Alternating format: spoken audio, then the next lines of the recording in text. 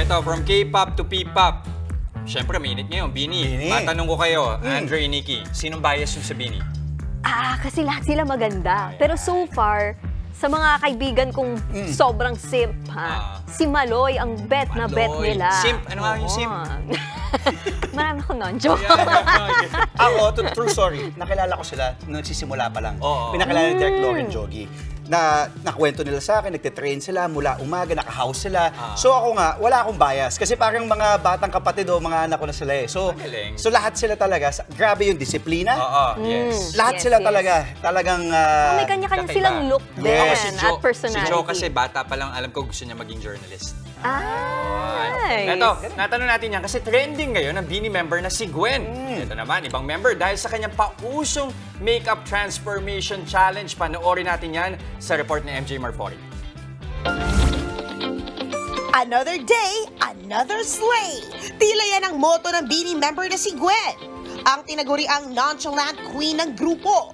May bagong pauso.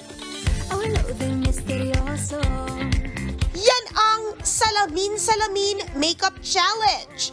Sa loob lang ng isang araw, nakahigit 10 million views na agad ang video ni Bini Gwen sa TikTok.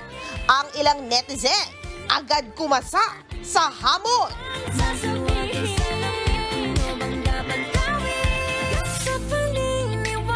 Hindi kompleto ang challenge kung walang props na salamin. Kaya etong si ate, talagang kinarir.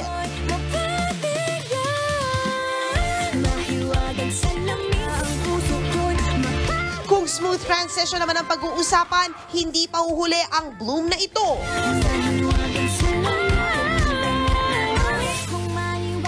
At ang isa pang content creator, papasa ng 9th member ng Bini. Bukod sa makeup, pati outfit at accessories niya, talagang Bini coded. Kung makeup transformation ang iyong passion, alam mo na dapat gawin. Sabayan mo pang dance moves sa harap ng mahiwagang salamin. Nagbabalita mula sa Frontline, MJ Marfori, News 5. Mga kapatid, Jess De Los Santos po. Iba na ang may alam at may pakialam sa panahon ngayon. Para sa tuloy-tuloy na balitaan sa Frontline kahit weekend, mag-follow at mag-subscribe